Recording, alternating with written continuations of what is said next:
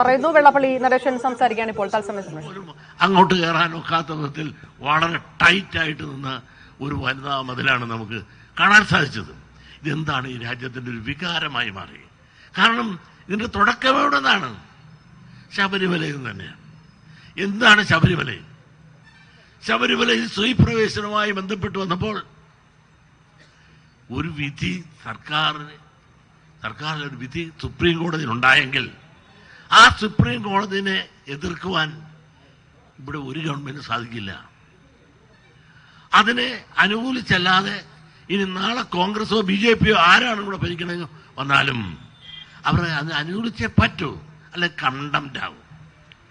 ആ അവസരം പ്രയോജനപ്പെടുത്തിക്കൊണ്ട് ഈ പറഞ്ഞ എല്ലാ രാഷ്ട്രീയം BJP ആയാലും കോൺഗ്രസ് ആയാലും ആ സുപ്രീം കോടതി വിധിയെ സ്വാഗതം ചെയ്തതാണ്. നിങ്ങൾ ഓർക്കണം, മനുഷ്യന്റെ മനസ്സിനെയും അവന്റെ തലച്ചോറിനെയും ചോദ്യം ചെയ്യുന്ന രീതിയിൽ ഈ പറയുന്ന കോൺഗ്രസും ഉൾപ്പെടെ BJP ഉൾപ്പെടെ സുപ്രീം കോടതി വിധിയെ മാനിക്കുകയും അംഗീകരിക്കുകയും ചെയ്യുന്നു എന്ന് വന്ന ആ ആളുകൾ ആത്മീയതയെ മാർക്കറ്റ് ചെയ്തപ്പോൾ, അത് ഒന്ന് ഇളകിക്കിട്ടി കത്തിക്കിട്ടിയപ്പോൾ അതെല്ലാം മാറ്റിവെച്ചുകൊണ്ട് ഇവിടെ ആത്മീയതയെ കത്തിച്ചുകൊണ്ട് അതിലൂടെ രാഷ്ട്രീയം വളർത്തുവാൻ ശ്രമിച്ചു.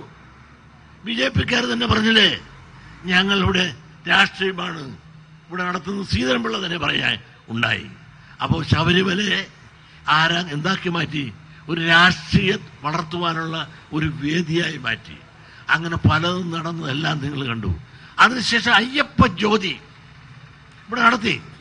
എന്തിന്? ആചാരാനുഷ്ഠാനങ്ങൾക്ക് അത് മാറ്റാൻ പാടില്ല, ആചാരാനുഷ്ഠാനങ്ങൾ നടക്കണം. അതാണ് അയ്യപ്പ ജ്യോതിയുടെ പ്രസരിപ്പ്. അതിൽ നമ്മുടെ ആളുകൾ അറിഞ്ഞോ അറിയാതെയോ ആ ജ്യോതിയുടെ വിചാരത്തിന്റെ പുറകിൽ പോയി വിളക്കെത്തിച്ചിട്ടുണ്ട്. അതിന്റെ പുറകിലുള്ള ചതിവ് നിങ്ങളൊന്ന് ആലോചിക്കണം.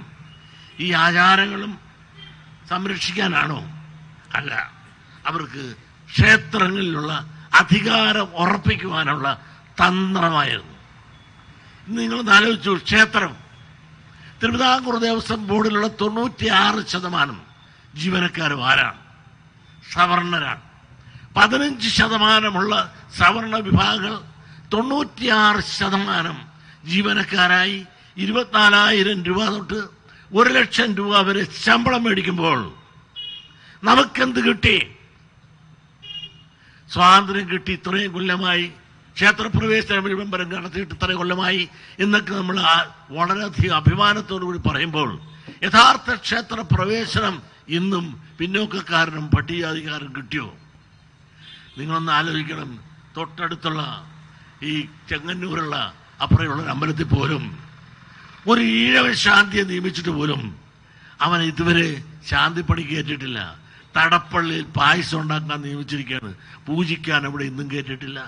ഈ ഗവൺമെന്റ് വന്നതിൽ പിന്നെ നമ്മുടെ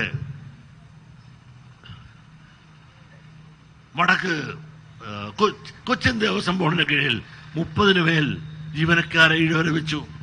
3 ശാന്തിമാർ ചെന്നിട്ട് അമ്പലത്തിൽ കയറ്റുന്നില്ല. ഇവിടെ നായര് നമ്പൂതിരി പൂജിച്ചാൽ മതി, ഈഴവം വേണ്ട. നിങ്ങളൊന്ന് മനസ്സിലാക്കണം, ഈ ക്ഷേത്രങ്ങളെ സ്വത്തുകൾ ഇന്ന് കൈകാര്യം ചെയ്യുന്ന ആരാണ്? എന്തിന്? ഇടതുപക്ഷം വെച്ചിരിക്കുന്ന ഇവിടുത്തെ ദേവസ്വം ബോർഡ് പ്രസിഡന്റ്. ആ ദേവസ്വം ബോർഡ് പ്രസിഡന്റ് തന്നെ ഒരു ഇന്റർനാഷണൽ ഫ്രോഡാണ്. അയാളുടെ ഡ്രൈവറെ പോലും, ചിരിക്കണ്ട, അയാളുടെ ഡ്രൈവറെ പോലും ഈഴവനായിരുന്നു, മാറ്റി. നിങ്ങൾ ചോദിച്ചു നോക്ക്, ഒരാഴ്ച അയാൾ മാറ്റിയത്. അയാളുടെ ഉള്ളിൽ എന്തുമാത്രം ജാതിയുണ്ട്. ഇപ്പൊ ഇരിക്കുന്ന തിരുവിതാംകൂർ ദേവസ്വം ബോർഡ് പ്രസിഡന്റിന്റെ ഡ്രൈവർ ഈഴവനായിരുന്നു. അവനെ പോലും അവിടെ നിന്ന് മാറ്റി. അങ്ങനെ നിങ്ങളൊന്ന് ആലോചിക്കണം, ഈ സ്വത്തുക്കൾ മുഴുവൻ ആരുടെയിലാണ്? നമുക്ക് തൊഴാനും അവിടെ നേർച്ചിടാനും അല്ലാതെ എന്തധികാരം? ഒരധികാരമില്ല. നിങ്ങൾ ഓരോ ക്ഷേത്രങ്ങൾ എടുത്തു നോക്കുക, ആ ക്ഷേത്രത്തിന്റെ ഉപദേശക സമിതി ആരുടെ കയ്യിലാണ് ഇരിക്കുന്നത്? സ്റ്റാറ്റ്യൂട്ടറി പവർ ഉണ്ട് അവർക്ക്. അത് മുഴുവൻ സവർണന്റെ കയ്യിൽ, ഭരണമൊരു. അങ്ങനെ ക്ഷേത്രം മുഴുവൻ. മാത്രമോ, ശബരിമലയിൽ ഒരു ശാന്തിയെ നിയമിക്കണമെങ്കിൽ മലയാള ബ്രാഹ്മണനായിരിക്കണമെന്ന് എഴുതി വെച്ചിരിക്കുകയാണ്. അത് അച്ചടിച്ച് പരസ്യം ചെയ്താണ് അവിടെ അപേക്ഷ സ്വീകരിക്കുന്നത്. അത് ജാതി വിവേചനമല്ലേ? വേണ്ട. ജാതി വിവേചനത്തിനെതിരെ ഉയരുന്ന സന്ദേശം കൂടിയാണ് വനിതാ മതിലെന്ന് ആവർത്തിക്കുന്നത്.